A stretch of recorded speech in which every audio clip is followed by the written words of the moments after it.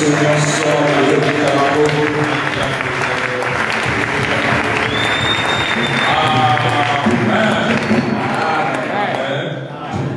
bien aimé, c'est pas moi qui va prêcher ce matin.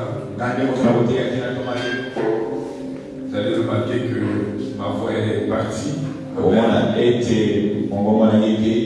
Et c'est comme un entraîneur, bien aimé, dans un cours de match. Quand il sent que le titulaire est faible, il ne donne plus de bons résultats parce qu'il est faible, parce qu'il a trop joué. Il le fait remplacer toujours par un meilleur. Amen. Amen. Alléluia. Amen. Et Dieu nous a inspiré aujourd'hui d'inviter un de nos fils dans la ville qui est un signe dans sa génération. Moi je l'appelle souvent mon ami. Simplement parce que je fais beaucoup de choses avec lui. J'ai cru à son ministère alors que je ne prêchais pas encore. J'ai senti la chose qui était en lui. Et je me souviens aujourd'hui, quelques mois, on était avec Papa Bonseka, quand il parlait de lui, il disait retiens ce que je veux te dire, Papa Ruffin. Ce fils sera un grand prédicateur et un grand leader dans sa génération. Et nous nous croyons en lui, mes bien-aimés. J'aime l'écouter prêcher parce que vous sentez en lui des profondeurs. Il vous fait réfléchir quand il parle. Il vous fait vraiment réfléchir. Et si vous pouvez croire en moi parce que je suis votre père, mes bien-aimés, vous allez recevoir ce matin ce que Dieu a réservé pour vous. Amen.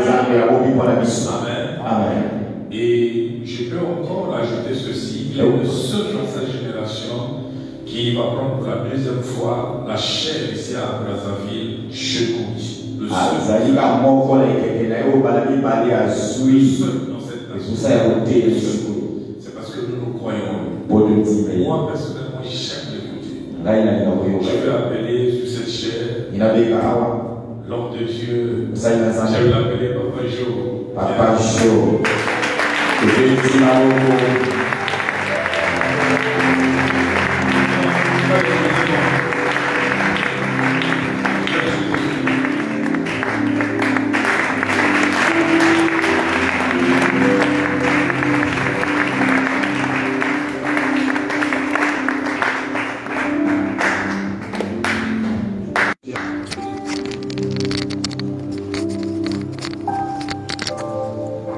Alléluia. Alléluia. Amen. On peut se mettre, s'il vous plaît.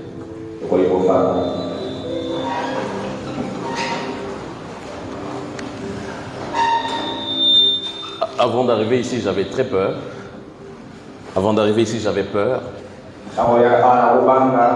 Depuis hier, je n'ai pas pu manger.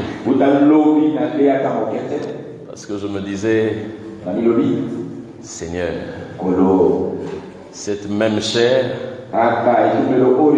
le Père donne des messages puissants ici. Cette même chair reçoit des grands hommes de Dieu. Et me voici aujourd'hui encore en train de repartir là-bas. J'ai stressé depuis hier. J'ai dormi à 2 h du matin. Je me suis réveillé à 3 h. Comme si j'avais dormi toute la journée. Mais bouté comment ils m'ont laï. Amen. Et tout à l'heure, j'étais avec le Père dans le bureau. Il m'a reconforté, il m'a donné des conseils. Et je ne tremblais plus. Mais après avoir entendu tout ce qu'il vient de dire,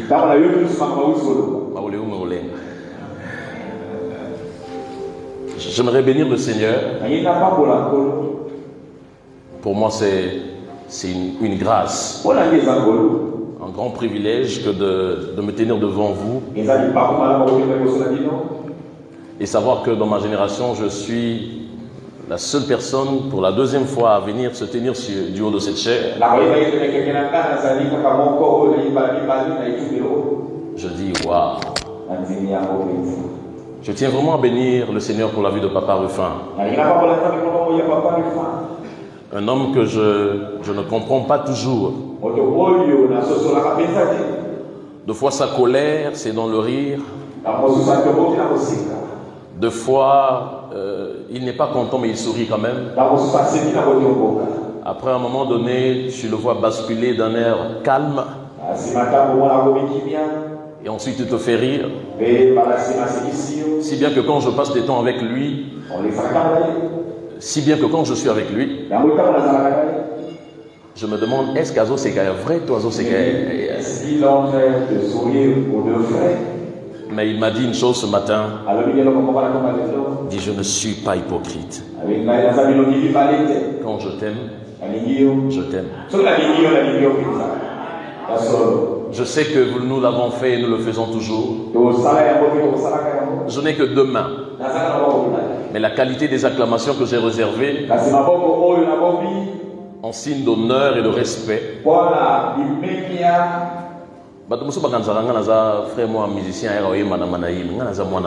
Les gens pensent que je suis j'ai traversé des moments assez durs de ma vie. Papa Christian peut vous dire cela. Où dans la ville de Brazzaville, il y avait des notes qui étaient signées pour que je sois détruit. Des appels ont sifflé de partout, disant à cet homme de me rejeter. Il était, j'ai envie de le dire, et je vais le dire, il était le seul à se tenir et à taper sur la table pour dire, si tout le monde veut tuer cet enfant, moi je le prends. À cause de moi, il a perdu certaines relations avec les hommes de Dieu. Certains hommes de Dieu l'ont critiqué, insulté parce qu'il avait accepté de m'héberger moi et le royaume des adorateurs ici à Manaï.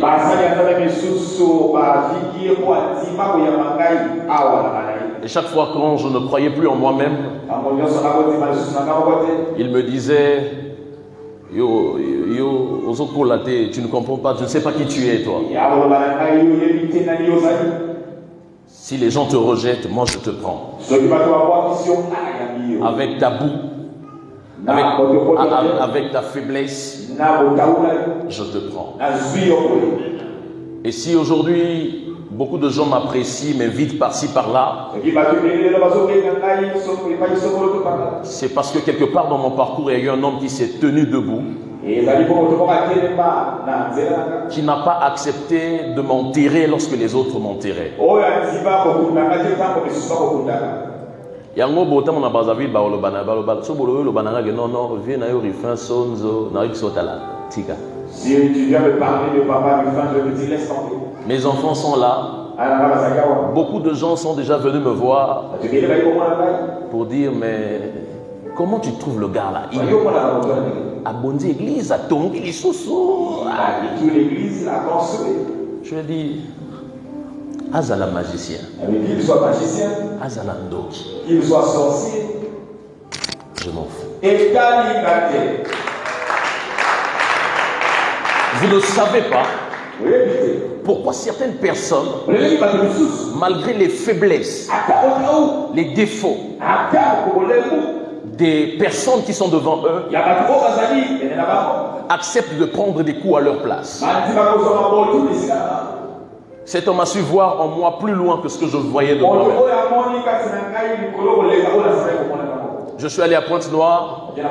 Papa était en train de tenir un grand travail, une conférence à Pointe-Noire. Quand un homme de Dieu est venu me voir, il dit, j'ai écouté un homme de Dieu qui vient de Brazzaville. Il nous a parlé sur le ministère. Ah, cet homme est fort. Excusez-moi. Cet homme est très fort.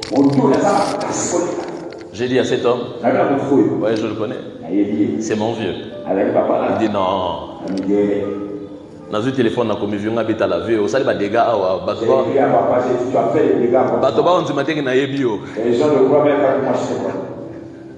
Et je suis fier d'être sous son autorité, qu'il me blâme, qu'il m'oriente et surtout le voir me célébrer partout. Il y a eu rassemblement des hommes de Dieu à la préfecture. J'ai reçu un appel à 5 h du matin. La personne commence par me dire, on m'a dit que si je dois réussir, c'est avec toi que je dois travailler. Et la personne ne m'a pas conseillé, mais il m'a ordonné. Il dit, je ne sais pas si tu connais. J'ai dit, je n'ai pas besoin de réfléchir 2 fois, je sais qui t'a dit ça. C'est Papa Rufin. Dans une activité qui devait rassembler tous les hommes de Dieu. Il a été décidé que ce soit moi le modérateur à la place d'autres pasteurs et que je chante aussi avec mon équipe. Vous savez, il ne faut pas remonter à un million pour qu'on s'en aille. Il ne faut pas quand tu donnes seulement des millions pour que tu saches chanter. Il y a des gens qui combattent pour toi, mais tu ne connais même pas. Des gens qui parlent de toi. La personne qui m'avait appelé ne m'a jamais appelé. Jamais. Et puis, il respect à Pessa Kingaï. Et puis, le respect qu'il va donner. Et dépendre de Nani a présenté Kingaï. Cela dépend de qui m'a présenté. Et si je peux commencer par donner ce principe-là. Jean-Baptiste arrive, lorsqu'il arrive au Jourdain, il est en train de baptiser. Jésus vint vers lui. Jean-Baptiste dit, voici l'agneau de Dieu qui ôte le péché. La qualité de la considération que tu reçois des hommes dépend de la qualité des personnes qui te présentent. Lorsque Jean-Baptiste présente Jésus, la considération de la personne de Jésus en Israël devait s'arrêter à la sphère d'autorité de Jean-Baptiste. Lorsque Dieu a vu cela, il dit, je ne peux pas que laisser Jean-Baptiste présenter Jésus. La Bible dira quelques versets après, une voix se fit entendre dans les cieux. Celui-ci est mon fils. Ce n'est pas seulement celui que Jean-Baptiste vous a présenté, mais moi-même le Père, je le présente afin que votre considération de sa personne soit haute. Frère, ce qui m'a mis quelque part et que Sentinelle a présenté, on considérons des mots.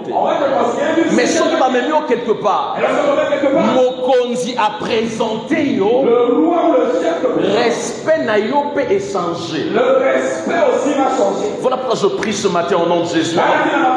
Alors que je commence cette prédication, que Dieu te donne des hommes de qualité qui sauront t'introduire dans des places qui méritent le respect de ta grâce.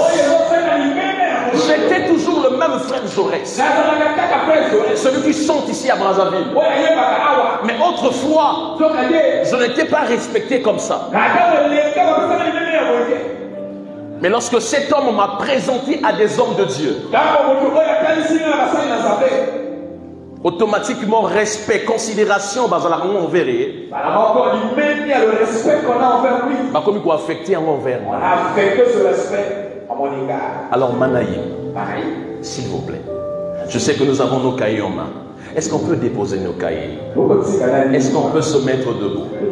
Est-ce que vous pouvez vous joindre vos mains à moi afin d'honorer cet homme qui est une bénédiction pour ma vie, une bénédiction pour mon ministère?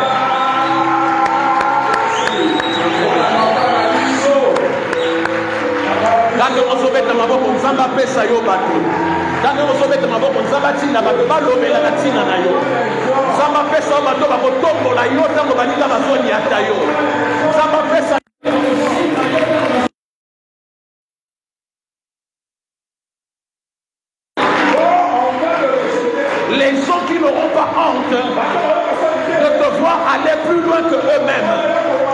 Des gens qui n'auront pas peur de te faire briller et que eux ils restent dans l'ombre. Alors que tu acclames, je déclare que Dieu te donne ce genre de personnes. Que Dieu te donne ce genre de personnes.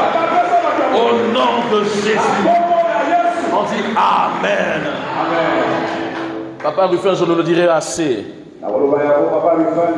Je t'aime beaucoup. Et mon amour pour toi est sans hypocrisie.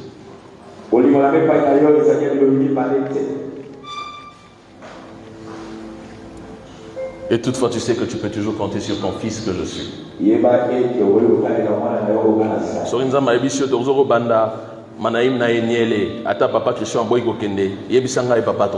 Si Dieu demande que je puisse commencer ma naïm à quoi, même si pas le faire refus de partir, moi je vais partir. Aussi, peut ça la manazanaga, ok. Même si la cible va se faire la cible ici, je partirai. Amen. Amen. Et que Dieu bénisse tous les papas que je vois ici, le collège des anciens, les pasteurs, mes mamans, mes frères, mes sœurs, dans le nom de Jésus. Père, bénis ta parole. Fais-nous du bien ce matin. Au nom de Jésus. Amen. Alors que j'étais en train de prier hier, je demandais à Dieu, qu'est-ce que je vais dire à ce peuple? Le Saint-Esprit a commencé à parler à mon esprit. Et je vais nous partager cette pensée ce matin. Mon thème de ce matin s'intitule Science divine. Science divine. Le dictionnaire décrit la science comme étant un ensemble de connaissances acquises par l'étude, par la pratique. Mais lorsque je voudrais parler de science divine, je ne voudrais pas parler d'une chose que Dieu a appris, mais parler d'un ensemble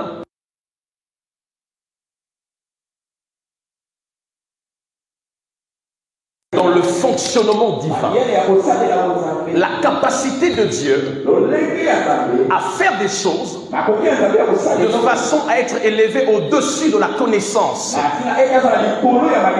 À la place de dire science divine, j'aurais tout simplement voulu dire omniscience.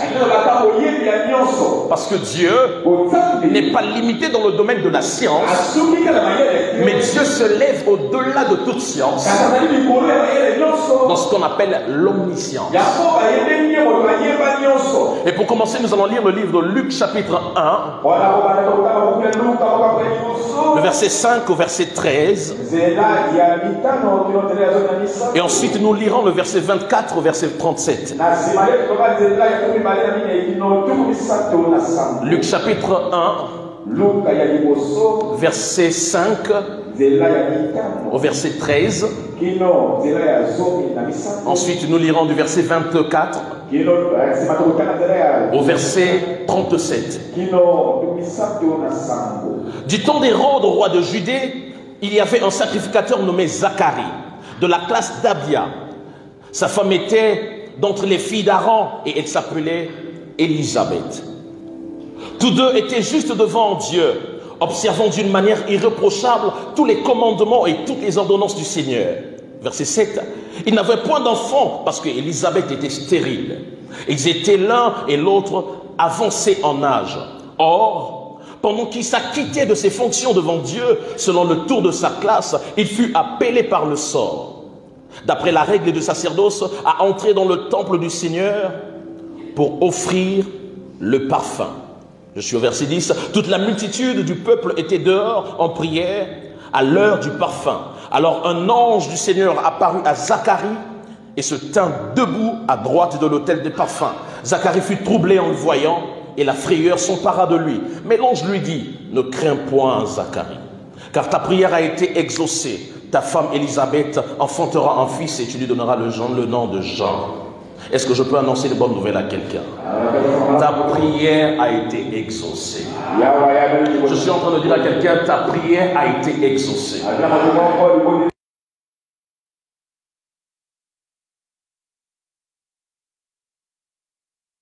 Sa femme devint enceinte. Elle se cacha pendant 5 mois, 10 ans. C'est la grâce que le Seigneur m'a faite quand il a jeté les yeux sur moi pour ôter mon opprobre parmi les hommes. Au 6e mois, l'ange Gabriel fut envoyé par Dieu dans une ville de Galilée appelée Nazareth, auprès d'une vierge fiancée à un homme de la maison de David nommé Joseph. Le nom de la vierge était Marie. L'ange entra chez elle et dit, « Je te salue, toi à qui une grâce a été faite. Le Seigneur est avec toi. » Troublée par cette parole, Marie se demandait ce que pouvait signifier une telle salutation. L'ange lui dit, « Ne crains point, Marie, car tu as trouvé grâce devant Dieu. Et voici, tu deviendras enceinte, et tu enfanteras un fils, et tu lui donneras le nom de Jésus.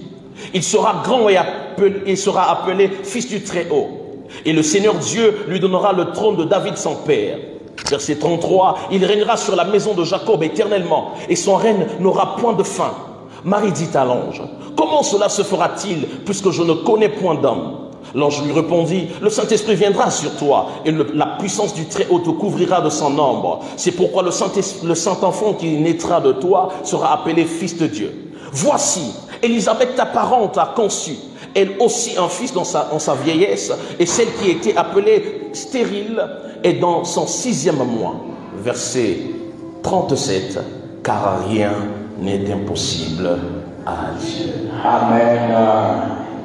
Alléluia. Amen. Science divine. Le texte que nous venons de lire, nous connaissons cette histoire. 3 personnages sont cités dans ce récit-ci. On parle de Zacharie qui était sacrificateur, de sa femme Élisabeth, fille de sacrificateur, et de l'autre côté on parle de Marie qui était parentée à Élisabeth. Le point central de ce récit parle de 2 naissances. Mais la Bible commence au verset 8 de Luc 1 par dire quelque chose de très important avec lequel je me réintroduis. La Bible dit, « Or, pendant qu'il s'acquittait de ses fonctions devant Dieu, Zacharie, il a été tiré au sort selon l'ordre du sacerdoce. Alors que dans sa vie, il y avait des problèmes. Alors que dans son foyer, il y avait un besoin d'enfant. Et la Bible vient donner une précision assez importante. Alors qu'il s'acquittait de ses fonctions devant Dieu, l'ange l'a paru. Frère, retenez cette première chose que j'ai envie de nous dire. Il n'y a pas de bénédiction en et de la fonction dans laquelle Dieu nous appelle. Beaucoup de gens ne sont pas bénis parce qu'ils ne s'acquittent pas du service auquel Dieu les a appelés. La Bible dit, pendant qu'il s'acquittait de ses fonctions, l'ange l'a paru. Il y a des gens qui seront visités. Il y a des personnes qui ne seront bénies qu'en restant dans la position, dans le lieu que Dieu les a établis en tant que fonctionnaires du temple. Vous voulez la bénédiction? Il n'y a pas de bénédiction en dehors de l'œuvre de Dieu. L'un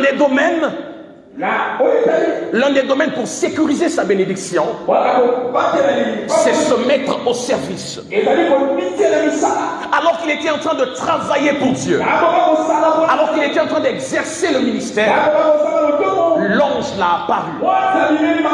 Vous savez, en matière de bénédiction, j'ai appris 3 choses de mes pères. de mes pères, bien sûr. J'ai appris 3 choses. Qu'en termes de bénédiction, il y a 3 facteurs majeurs. La première chose, c'est la zone de bénédiction. Vous ne serez pas bénis partout de la même façon.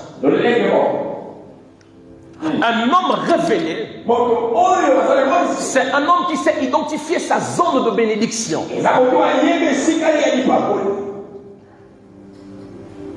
Lorsque la crise est arrivée au temps de Jézabel, Kérit était la zone de bénédiction de Élie. Et si Élie n'était pas attentive à la directive divine, il serait passé à côté du lieu de sa bénédiction. Frère, on ne quitte pas son lieu de bénédiction. Sa zone de bénédiction est une portion importante dans l'accomplissement des choses que Dieu nous dit.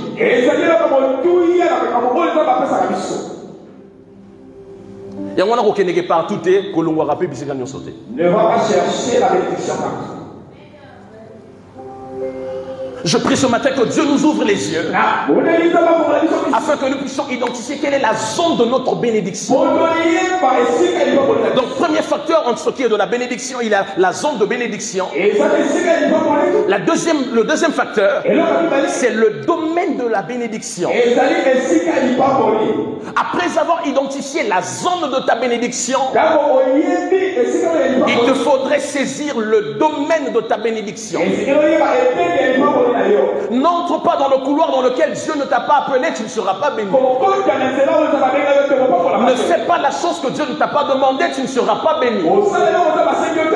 Après avoir été dans la zone de ta bénédiction, il te faudra saisir le domaine de ta bénédiction. Cet endroit où tu dois fonctionner comme Zacharie. Cet endroit, cette chose que tu dois faire comme Zacharie. La chose que tu dois faire pour que la bénédiction de Dieu s'identifie à toi. Une personne qui est dans une bonne zone de bénédiction, mais dans un mauvais domaine de bénédiction, peut sentir la bénédiction venir à lui, mais ne jamais saisir sa bénédiction. La zone de bénédiction, le domaine de bénédiction, et le troisième facteur, ce sont les agents de la bénédiction. Les types de personnes que Dieu met à tes côtés afin de te donner dans ton domaine de bénédiction, alors que tu es dans ta zone de bénédiction, de saisir ta bénédiction. Frère, on ne se sépare pas de tout le monde. Il y a des personnes que tu dois te battre à garder parce que tu sais lire en eux des agents de ta bénédiction. Il y a des relations que toi tu dois aller tisser. Problème avec ton monsieur Zaralolendo. L'autre personne c'est l'orgueil. Frère Guy,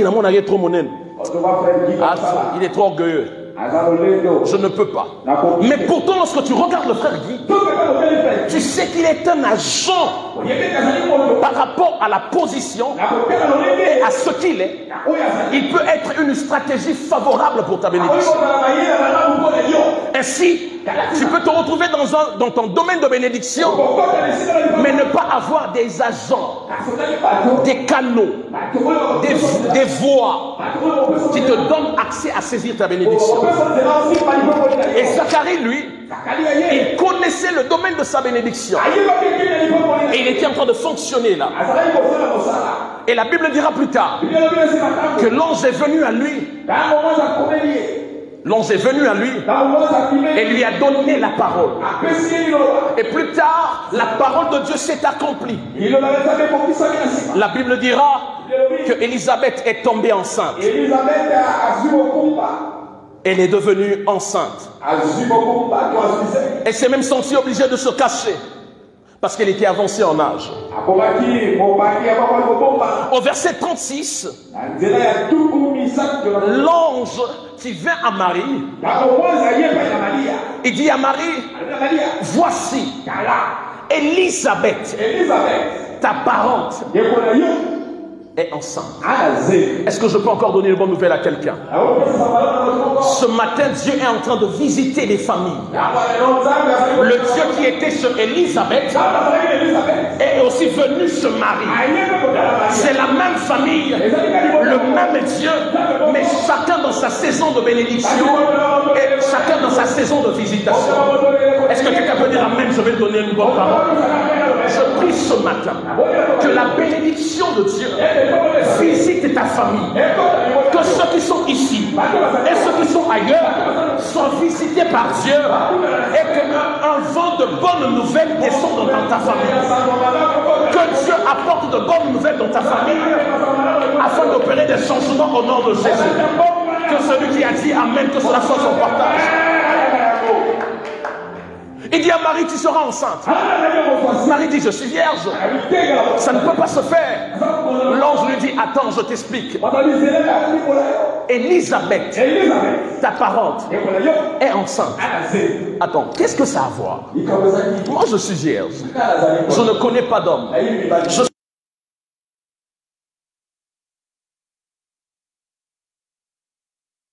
parle d'une femme vieille qui est à la fin de sa vie. L'ange dit oui, c'est vraiment ça. Si Dieu est capable de rendre fertile une femme qui est à l'état final de sa vie, si Dieu est capable de prendre les organes qui sont détruits, usés, dépassés, disqualifiés par la médecine, et donne une sémence à ce genre de femme, qu'est-ce que Dieu ne ferait pas à une femme qui est encore fraîche, qui n'a pas été usée, dont les organes sont encore bien? Je suis venu dire à quelqu'un, si Dieu l'a fait pour les autres, Dieu le fera pour toi.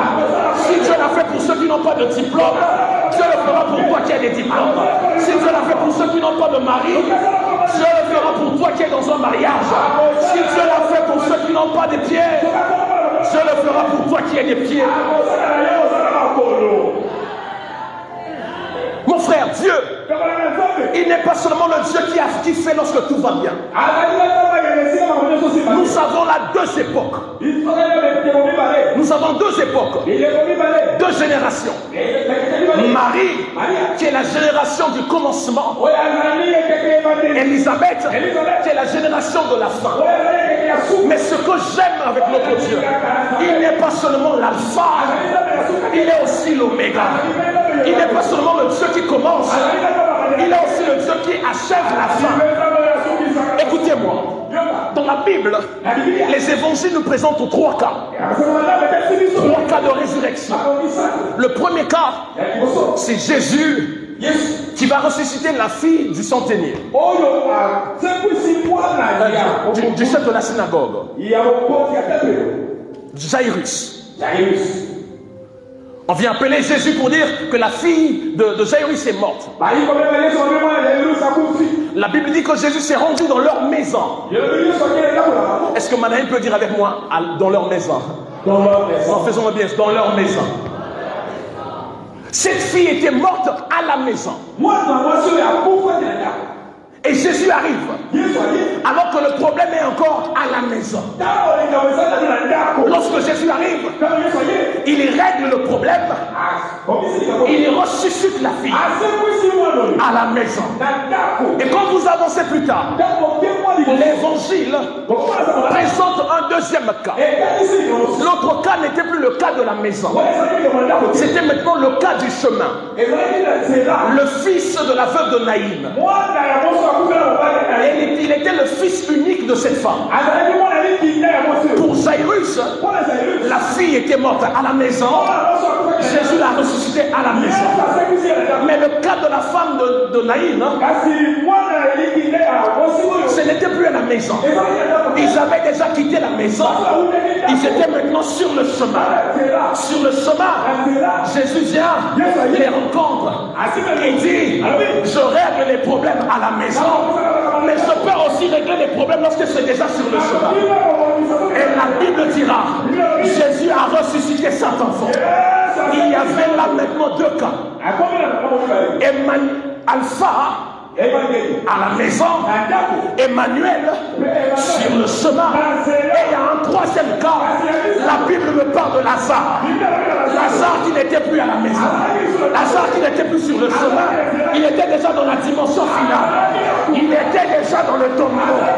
Et Jésus vient. Il dit, je ne règle pas que les problèmes à la maison. Je ne règle pas que les problèmes en chemin. Même lorsque tout est fini, à la fin, je suis l'alpha, Emmanuel et Oméga. Les problèmes à la maison, les problèmes sur le chemin, et même dans le tombeau, je change les choses.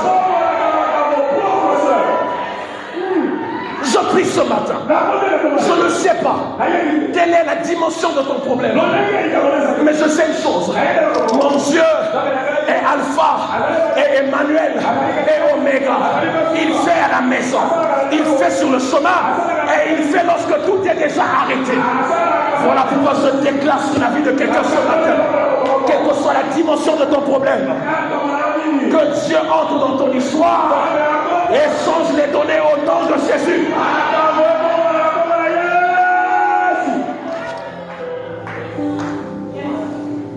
Il ne regarde pas l'état. Il ne regarde pas l'état de la chose. Élisabeth, vieille et stérile. Deux problèmes. Elle est d'abord vieille, mais ensuite stérile. Jésus dit, ça c'est pas un problème. Je règle les problèmes lorsqu'ils sont encore à l'état initial. C'est-à-dire les petits problèmes. Les problèmes évolués. Et même lorsque c'est déjà fini, je règle toutes choses. Alléluia. Marie. Si Dieu peut changer la chose dans la vie d'une femme qui est déjà à la fin, qu'est-ce qu'il ne peut pas faire? Et si on doit parler à la manière des hommes, en regardant Marie et Élisabeth, on peut dire que Marie est en retard. Élisabeth a déjà de l'avance. Élisabeth qui n'avait pas les ressources adéquates. Élisabeth qui était déjà disqualifiée. La voilà en train de prendre de l'avance. Elle est à 6 mois de grossesse. Alors que Marie n'est encore rien. Élisabeth avait déjà de l'avantage. Et la Bible précise ta parente. Il y a des gens ici. Le terme ta parente peut aussi désigner le même domaine que toi. Le même travail que toi. Les mêmes fonctions que toi. Il y a des personnes ici. Lorsque vous regardez votre vie, vous vous rendez compte qu'il y a des personnes qui ont de l'avantage par rapport à vous. Ils ont déjà 6 mois d'avance. Alors que vous n'êtes rien. Élisabeth en avance du temps. Elle est dans l'avantage. Je suis venu dire à quelqu'un, le problème de Dieu n'est pas le timing. Le problème de Dieu n'est pas qui est allé avant toi. Dieu n'a pas ce problème. Le problème de Dieu, c'est qu'est-ce que toi tu as en toi. Ce n'est pas qui est allé avant toi, c'est quelle est la nature de la sémence que tu portes. Voilà pourquoi dans sa science divine, Dieu a fait la distinction entre Marie et Élisabeth. Élisabeth qui est tombée enceinte avant donnera naissance à Jean-Baptiste. Mais Marie qui est tombée enceinte après portera en lui le sauveur de l'humanité. Portera en lui celui qui a sauvé le monde. Écoutez-moi, Lorsque vous avez la chance de Dieu, le temps n'est qu'en détail. La présence de la parole de Dieu dans ta vie, la présence de la prophétie de Dieu assignée à toi, la chose de Dieu en toi a déjà été commandée avec une fonctionnalité de temps. C'est-à-dire, la chose que Dieu a déposée en toi ne se manifeste pas avant, ne se manifeste pas après. La Bible dit au temps marqué, au temps fixé. Et la Bible me dira dans Galates 4:4, lorsque les temps furent accomplis, lorsque les temps furent accomplis, Jésus est né. Lorsque tu portes en toi Jésus, il ne naît pas à tout moment, il naît au bon moment. Frère, dans le domaine de la conception, toutes les créatures n'ont pas les mêmes durées de conception ou bien d'enfantement. Le moustique est féconde en quelques heures, accouche. La grossesse d'un moustique fait quelques heures. 2 heures. 2 heures suffit pour que le moustique accouche. Une poule, il faut 21 jours. Une femme, il faut 9 mois.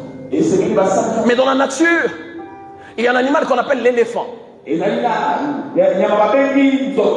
L'éléphant fait 2 ans de grossesse. Une grossesse d'éléphant égale à 2 grossesses d'une femme. Des centaines de grossesses d'une poule et des milliers de grossesses d'un moustique. Mais le problème n'est pas que le moustique est tombé enceinte à 12 heures et accouche à 14 heures. Le problème n'est pas que la poule tombe enceinte le 1er et accouche le 22. Le problème n'est pas que la femme tombe enceinte et après 9 mois elle accouche. Le problème est dans la qualité de la sémence qui t'a fécondé. Le moustique accouche en 2 heures et sa sémence ne vit pas longtemps. La poule accouche, mais son impact n'est pas grand. La femme accouche, mais son fils ne tient pas la taille de l'éléphant. Lorsque le moustique accouche, l'éléphant est encore là en train de marcher. Lorsque la femme accouche, l'éléphant marche encore. Lorsque la poule accouche, l'éléphant marche encore. Lorsque la femme tombe encore enceinte et accouche encore, l'éléphant marche encore. Mais lorsque le temps de l'éléphant arrive et que l'éléphant doit accoucher, il met au monde un enfant qui est plus grand que les moustiques, un enfant qui est plus grand que les poules, un enfant qui est plus grand que les enfants des hommes. Le problème avec toi, ce n'est pas le temps, c'est la qualité de la sémence que tu portes. Dieu prend du temps. Dieu prend du temps dans sa science parce qu'il sait. Tu vois, il y a un restaurant qui saute tout le monde. Plat par rapport à la consistance, il y a plein d'ailleurs. Parlons du temps. Moto a tengi make. Na moto a sengi antilope. Mali a ramzé la mouroté. Pas le même temps d'attente. Si vous voyez un restaurant, au sengi antilope. Au moment où il y a moto a make, il y a un simanayo. Non, moi je suis venu avant. Pourquoi lui mange avant? Il devait manger après. Je te dis non. Ce que lui demande n'est pas consistant. Cela demande peu de temps. Mais ce que je fais pour toi demande à ce que j'enlève la peau, que je coupe les épices, que j'assaisonne les choses. Je suis venu dire à une femme, je suis venu dire à un papa, Dieu prend du temps pour toi parce que la chose qu'il te prépare doit être assaisonnée et donner du goût. Que celui qui dit Amen, que la saison de l'enfantement commence pour lui. Lorsque Elisabeth Meba elle met au monde Jean-Baptiste. Mais lorsque Marie met au monde, elle met au monde Jésus. Et un jour, Jean-Baptiste rencontre Jésus. Les deux sémences se sont rencontrées. La sémence d'Élisabeth et la sémence de Marie. Lorsqu'ils se sont rencontrés, Jean-Baptiste dit non, non, non, non, non. Face à lui, il faut que je diminue et que lui il croisse. Même si je suis venu avant, je ne suis pas digne. Je ne suis pas digne. Je suis venu dire à quelqu'un, dans cette saison, il y a des gens qui vont te laisser la place parce qu'ils vont se rendre compte que la qualité de la sémence en toi mérite le respect.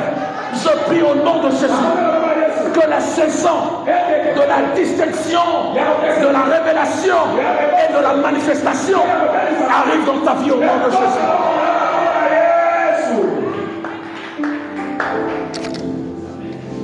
Pharaon regarde.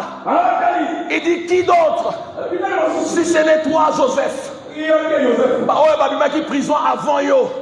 Bah aux apostolotés. Le poste là va t'attendre que tu sortes de la prison et que tu arrives. Parce que le problème n'est pas le timing. Le problème, c'est la qualité de la sémence que l'on porte. Alléluia. Amen. Jean-Baptiste dit non. Il faut que je diminue. Parce que Jean-Baptiste, c'est aussi l'image de la loi. Et Jésus, c'est lui la grâce. Lorsque la loi croyait dominer les hommes et que la grâce a fait son apparition, la loi dit non, il faut que je me retire afin que la grâce fasse effet. Et la Bible dira dans Galates 3:24 que la loi n'était qu'un pédagogue qui devait nous conduire à Christ. C'est-à-dire, le but de Jean-Baptiste, c'était de préparer le chemin. Je suis venu dire à quelqu'un, ceux qui sont allés avant toi n'ont pas fait ce que tu dois faire. Ils sont allés te préparer le chemin. Ils sont allés te préparer le chemin.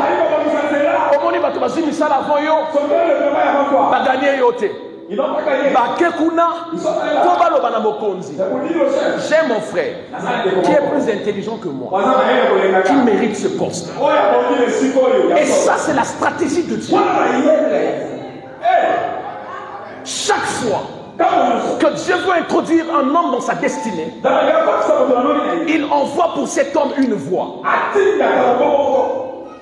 Voilà pourquoi Jean-Baptiste dit, je suis la voix de celui qui crie. Lorsque Dieu veut t'affecter dans ta destinée glorieuse, il dispose pour toi des hommes qui doivent être des voix pour toi.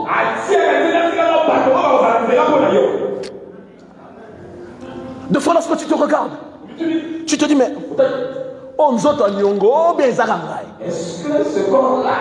j'ai tout. J'ai des pieds. Je suis intelligent. J'ai des diplômes. J'ai même des relations.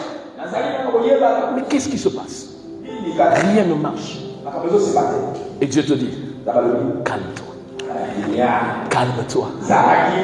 Calme-toi. Je ne sais pas qu'est-ce qui allait avant toi. Mais je sais une chose, la science divine, la stratégie de Dieu confond toujours l'intelligence des hommes. Alors que je m'en vais finir ce message, joue-moi du strings, augmente ton volume, du strings. Dans Matthieu chapitre 2 versets 1 et 2,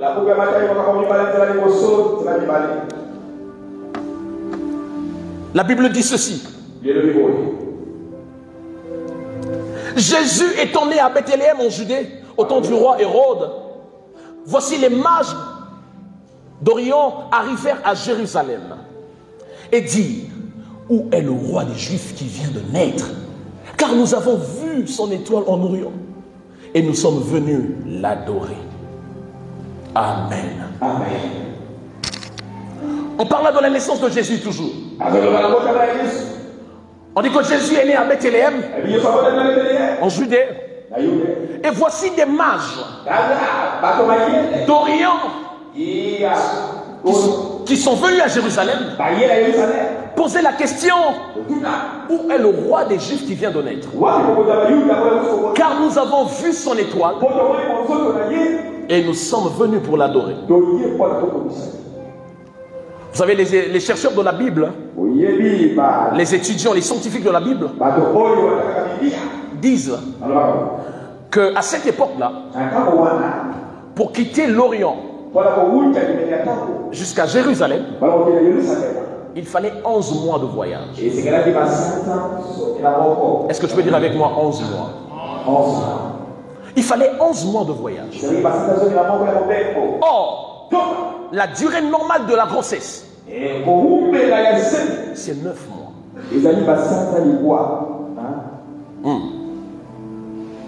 Donc, s'il faille que les mages arrivent au temps où Jésus est né, la vérité c'est que ils devraient démarrer leur voyage 2 mois avant. C'est-à-dire avant que Marie ne tombe enceinte. Avant que l'ange n'aille donner le message. Eux, ils voient déjà le signe. Le ciel donne déjà le message. Pendant que la terre ne reçoit pas encore la sémence. Ça, c'est la science divine. Les mages ont vu le signe. Le signe qui annonçait la naissance du roi. Ils ont dit: c'est maintenant le temps d'aller là-bas. Mais pendant ce temps, Marie ne sait rien. Pendant ce temps, tout le monde est calme. Je suis venu dire à quelqu'un: les choses seraient déjà en train de bouger. Les choses sont déjà en train de bouger. Alors que tu ne vois rien, les choses bougent déjà. Alors que tu ne sais rien, Dieu a déjà commencé à présenter des signes. Dieu a commencé déjà à mettre en mouvement des hommes pour l'accomplissement et la manifestation de la chose de Dieu pour toi. Alors que tu es ici ce matin, tu ne sais rien. Je suis venu t'annoncer, il y a 2 jours, Dieu avait déjà commencé à troubler le sommeil de quelqu'un pour toi. Marie ne savait rien, mais 2 mois en avant, des hommes avaient vu le signe. Le ciel avait déjà communiqué. Et les hommes ont commencé à marcher. Les hommes marchaient. De l'autre côté, la nouvelle arrivait. Et ici, rien ne se passait. Quand tu ne vois rien, cela ne veut pas dire que rien ne se passe. Je le répète. Quand tu ne vois rien, cela ne veut pas dire que rien ne se passe. 2 mois en avant, Dieu a commencé à faire bouger les choses. Dis avec moi: mouvement. Mouvement. Il y a une décision de l'éternité et une réalité dans le temps. De fois, ce que nous regardons dans le temps n'est pas la vérité décidée par Dieu. Je prie que Dieu attire des hommes de loin. Que Dieu trouble quelqu'un de loin. Que Dieu suscite quelqu'un de loin afin de venir à toi et te donner ce qu'il te faut au nom de Jésus. Que Dieu se mette à bouger les choses afin de rendre la joie à ta vie. Au nom de Jésus. 2 mois en avant. Et ça me rappelle une chose. La parole de Dieu à Jérémie. Il dit à Jérémie: avant que tu n'eusses été formé dans le ventre de ta mère, avant que tu ne sois dans le ventre de Marie, je te connaissais, je t'avais établi. Écoutez, mais dans la prophétie, la royauté.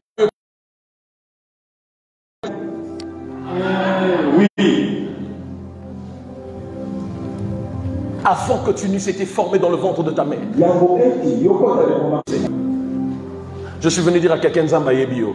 Dieu te connaît. Maman, est-ce que tu peux me permettre de te dire que Dieu te connaît? Dieu te connaît. Maman, Dieu vous connaît.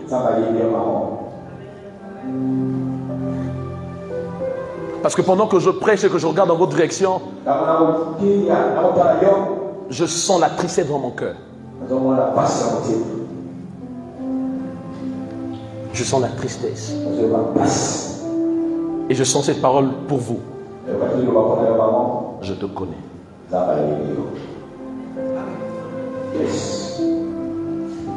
Avant que tu n'eusses été formé dans le ventre de ta mère, je t'avais consacré. Je t'avais établi. Ce que les hommes te donnent comme poste n'est pas le résultat de leur désir. Promotion, même moto a signé comme la même. Non, ce n'est pas toi qui décides sur ma vie. Il y a des choses qui ont déjà été décidées. Que tu le veuilles ou pas, tu vas travailler pour l'exécution des choses de Dieu dans ma vie. N'est-ce pas que lorsqu'il approuve les voies d'un homme, il met même ses adversaires à son service. Et les mages ont dit, où est le roi qui vient de naître? Deux détails et je finis. Le premier détail, c'est qu'il demande un roi qui vient de naître. C'est une folie. Parce qu'on ne naît pas roi, on devient roi. Oui. On est prince. On devient roi. Parce que l'accession à la royauté est un processus. Ce n'est pas un état de fait. C'est seul en Jésus que nous sommes nés rois. Mais dans le processus du monde, il faut un ensemble d'accessions. Un processus à suivre afin d'accéder à la royauté suprême. Mais Dieu a brisé tout processus. Je suis venu dire à quelqu'un, quand ce sera pour ton cas,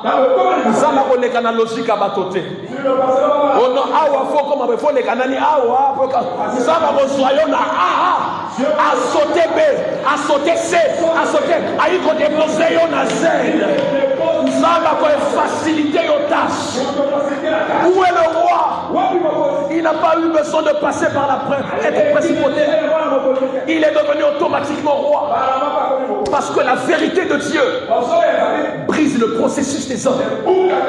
Lorsque Dieu veut faire quelque chose avec toi, il ne le fait pas à la manière des hommes.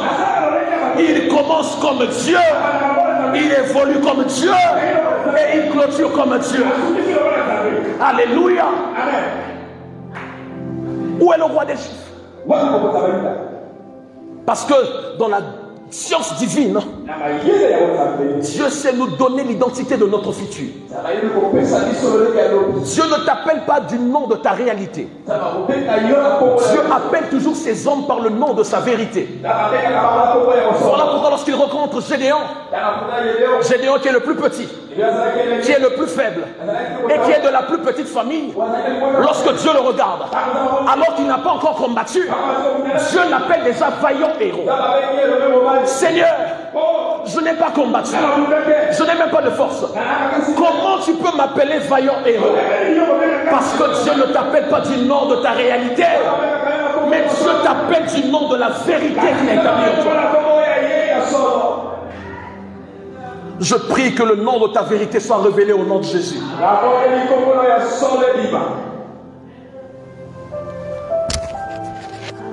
Les mages avaient la véritable identité de qui Jésus était.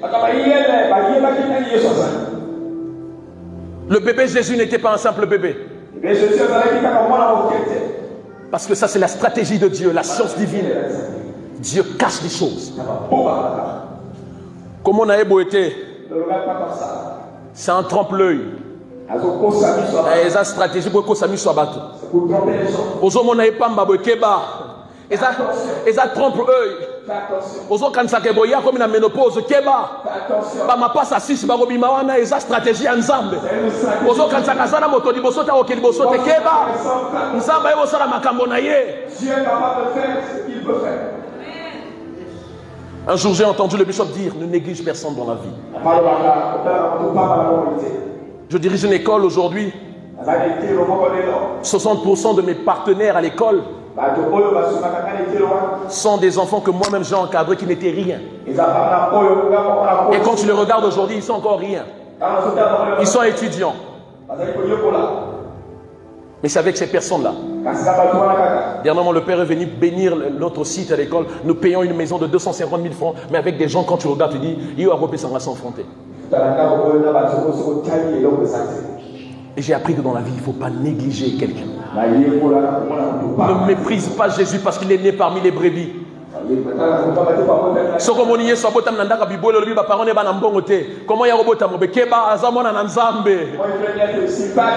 C'est un trompe-l'œil. Et le deuxième détail qu'il donne, il dit, nous avons vu son étoile.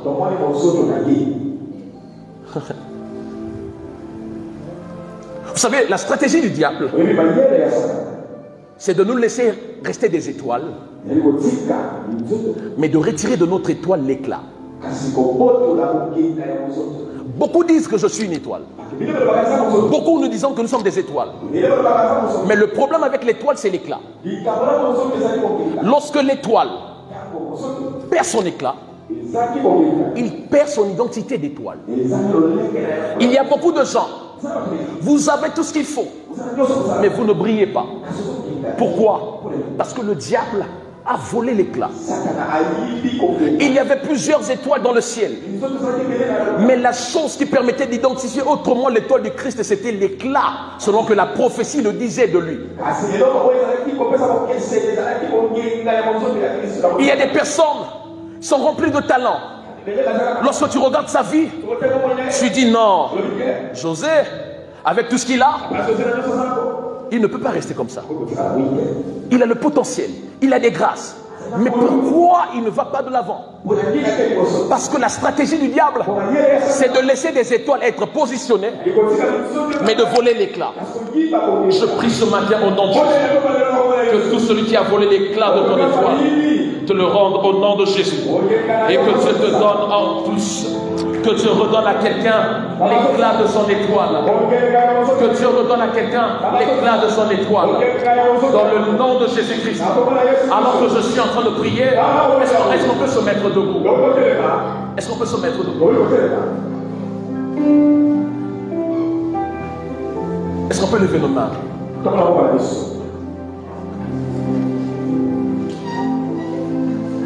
Seigneur, je prie au nom de Jésus. Que la manifestation de la science divine, l'intelligence de Dieu qui confond la logique des hommes, le Dieu qui s'est rattrapé le temps,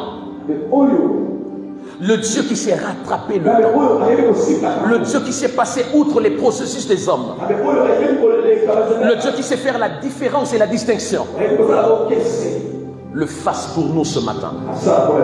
Que Dieu redonne l'éclat à toute étoile dans ces lieux au nom de Jésus. Que celui qui avait perdu l'éclat retrouve l'éclat. Et que ce matin, les plans de Dieu dans notre vie se manifestent. Et que celui qui pleurait soit consolé. Et que celui qui était brisé soit relevé. Et que la gloire de Dieu saisisse notre vie. Et que notre étoile monte plus haut et brille de sorte à attirer les mages. Au nom de Jésus. Amen. Que Dieu vous bénisse.